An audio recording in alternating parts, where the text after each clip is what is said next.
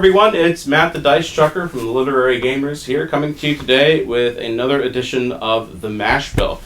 Today we're going to be doing something a little bit different. Sorry, I hiccuped as I was trying to talk there. We're going to do something a little different. As you know, I've been doing mainly bourbon. We had a gin, 2 gins actually, and a rum at one point, I believe. But today we're going to go into a realm of spirits that I'm not 100% knowledgeable on. I have some knowledge, but not a lot. Today we're going to be talking about Scotch. Scotch is a whole different ball of wax when it comes to taste, when it comes to how it's made. And so the first thing I'm going to say is we're going to be looking at the Glenlivet 12-year today. Usually I haven't been drinking with you on the show recently, but I am going to do it for this one mainly because first off, it's unopened. Second, I'll be able to kind of tell you the notes here. Now, there are, to my knowledge, several different regions of Scotland when it comes to Scotch. The Glenlivet is a Speyside Scotch, which means it is not filtered, but they use water from the River Spey, I believe. And this one has a relatively light hint of the smoky flavor that you usually find with Scotch, what they call the peat. Now, on first sniff, you're going to get a lot of fruity notes, especially in Speyside.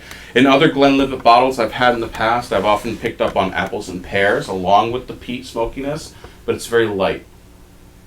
And just off the nose here, I am getting very heavy apples, I'm getting pears, I'm getting grapes on this one actually. But there's that smoky whiskiness to it as well. Now this one is also 80 proof. And of course what we talk about with Scotch is a more refined product in the long run. You'll see a lot of Scotches are labeled by their year mark, and that this one being a 12-year. And of course the further out you get, the more rich the flavor can be. We have a 25-year upstairs that's very deep in flavor. But let's take a taste on this one. And it's very smooth, and yes, it does have that peaty smoke, but it's very pleasant. It's something I could sip on a nice day. Today happens to be a nice day so far, since it's only 11:05 and I started downing whiskey. Alright everybody, so what board game could I pair with this? And of course the game I'm going to pick is called Hammer of the Scots. Hammer of the Scots is from Columbia Games. It's designed by Tom Dalgleish, I'm very sorry, I don't think I can ever get that pronunciation correctly, and Jerry Taylor. Hammer of the Scots is a game that takes place from the years 1297 all the way to 1314. The game can be played in 2 separate games. The first game called Braveheart and the second called The Bruce. These are the 2 heroes of Scottish lore that in this time period were fighting against England. Or you can play the campaign game where you do end up playing both of them and having rules that put them together. Now, if you saw my review a few months ago on Gettysburg, Badges of Courage, this game works very similarly. There are no hexes in this game as there are in Gettysburg because this one works on region lines. As you can see from the back, if you want to zoom in there, I'm asking my editor to zoom in there because I'm all by myself and I can't zoom in. You'll see that they all have region lines and they all have coat of arms on them as well. Maybe we'll throw up a picture from BGG right here.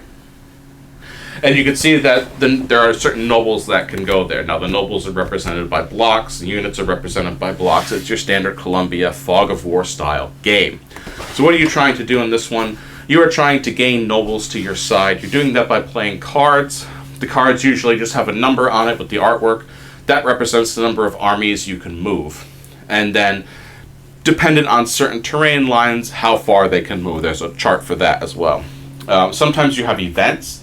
And what happens at the beginning of every turn is both players choose a card in secret, and then they're going to play the cards. And if both cards are an event, they cancel each other out, and you just go on to the next one. You play 5 cards per year. Yes, 9 in the Bruce as well. You will determine who has control of the most nobles, and then that one wins. There are other sudden death rules, such as the death of William Wallace, death of Robert the Bruce, the death of Edward. You had to get to kill Edward a number of times due to the succession of the throne.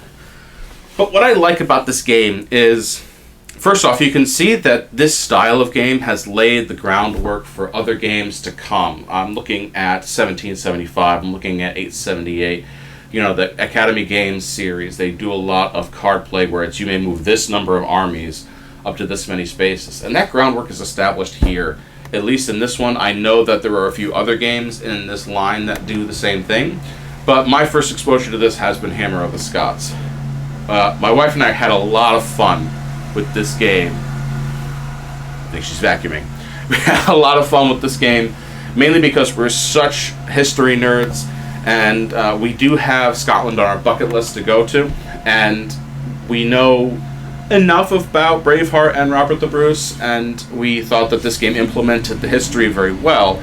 When you're in a battle and a noble falls, the noble defects, and you have points through the winter seasons to go out and replenish, resupply, make sure that the nobles are hardy enough, and at the end of the game, whoever has the most nobles is the winner. Oh, excuse me. And it's a bit of a long game. It can be 2 to 3 hours, depending on which scenario you play, and depending on if those events get played at the same time, which can happen and did happen a few times. Sometimes you can be very happy that the events get played at the same time because you just have no strength in your armies to keep going. It does feel like the English are hammering into Scotland, and that's part of the title, but that's also something on the grave of Edward, that he wanted to be called the Hammer of the Scots. And the Scots feel like they don't really have much going for them, but as time goes on, they keep building and building, and they get further along there. Now, the Spey region is on the map in Hammer of the Scots, which is why I wanted to put it with the mash bill instead of doing a different segment for it. And I really think this game does very well on capturing Scottish history and the fact that things were such a tug of war back then.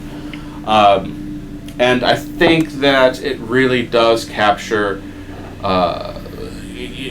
the struggles that the Scottish people had on building themselves up just to be able to make a dent in the English forces and stand out on their own. So this is not only a great game to put with some Scotch, this is a great game to have for history. I do not have any experience with any of the other games in this series, so if you want to ask me, that's going to be my answer. I think this is a good game. So I would highly recommend Hammer of the Scots. It's a bit tricky right now, I believe, to find. I'm not sure, but you can always get it straight through Columbia Games. They were very generous to send this to me, so thank you for that. And that's going to be all for me today. When you're playing Hammer of the Scots, pair it with a nice Scotch, and that's going to be it. We'll see you next time, everyone, for another edition of the Mash Bill. I'm Matt, the Dice Chucker.